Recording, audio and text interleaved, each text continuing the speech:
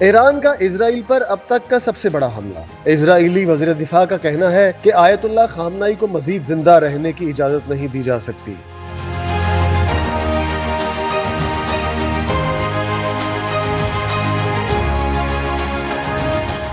جمعرات کی صبح اسرائیل پر متعدد بیلسٹک میزائل فائر کیے، جس کے نتیجے میں متعدد اسرائیلیوں کی ہلاکت اور درجنوں افراد کے زخمی ہونے کی اطلاعات ہیں، جن میں بیشتر کی حالت تشویشناک بتائی جا رہی ہے۔ خبر ایجنسی کے مطابق ایرانی میزائل حملوں کے بعد تل ابیب اور مقبوضہ بیت المقدس میں دھماکے سنے گئے ہیں۔ اسرائیلی میڈیا کے مطابق ایرانی میزائل حملہ حالیہ حملوں میں زیادہ بڑا تھا اور ابھی تک نقصانات کی تفصیلات سامنے آ رہی ہیں۔ دوسری جانب ایرانی میڈیا کا کہنا ہے کہ آج صبح ہونے والے ایرانی میزائل حملوں میں اسرائیلی فوجی کمانڈو اور intelligence headquarters intelligence camp کو نشانہ بنایا ہے، جبکہ ساروکا اسپتال کو فوجی مراکز کے قریب واقع ہونے کی وجہ سے جزوی نقصان پہنچا ہے۔ ایران کے تازہ میزائل حملوں سے ہونے والی تباہی کے بعد اسرائیلی وزیر اعظم نیتن یاہو نے ایران کو دھمکی دیتے ہوئے کہا ہے کہ اس حملے کی بھاری قیمت چکانا پڑے گی۔ اسرائیلی وزیر دفاع نے کہا کہ آج کے حملے کا خامنائی سے بدلہ لیں گے، ہم آیت اللہ خامنائی کی حکومت کو تہس نہس کر دیں گے۔ اسرائیلی وزیر دفاع کا کہنا تھا کہ تہران میں موجود خطرے کو ختم کرنے کے لیے حملوں میں شدت کی ہدایت کر دی ہے۔ اسرائیل پر حملے کے لیے 2000 کلومیٹر اور اس سے آگے تک مار کرنے والے سجیل 2 میزائل کا استعمال کیا گیا ہے۔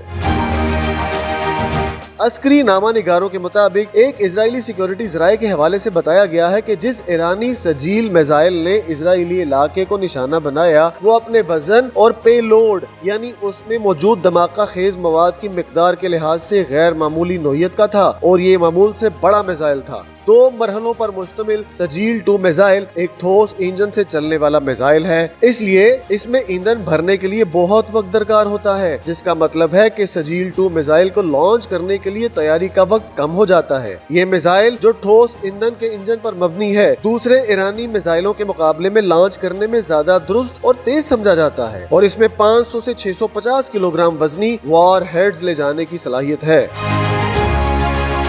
امریکی اخبار وال اسٹریٹ جرنل کے مطابق امریکی صدر ڈونلڈ ٹرمپ نے اس تمام صورتحال کے بعد ایران پر حملے کے منصوبے کی منظوری دے دی ہے لیکن حتمی حکم جاری نہیں کیا۔ امریکی اخبار وال اسٹریٹ جرنل نے اپنی رپورٹ میں دعویٰ کیا ہے کہ ٹرمپ نے منگل کی رات سینئر مشیروں کو بتایا کہ انہوں نے ایران پر حملے کے منصوبے کی منظوری دے دی لیکن فی الحال حتمی حکم نہیں دیا تاکہ دیکھا جا سکے کہ آیا ایران اپنا جوہری پروگرام ترک کرتا ہے یا نہیں۔ رپورٹ کے مطابق ایران کی اہم جوہری تنصیب فردو امریکی حملے کا ممکنہ ہدف ہے جو ایک پہاڑ کے اندر واقع ہے اور عسکری ماہرین کے مطابق صرف انتہائی طاقتور بم سے ہی نشانہ بنائی جا سکتی ہے۔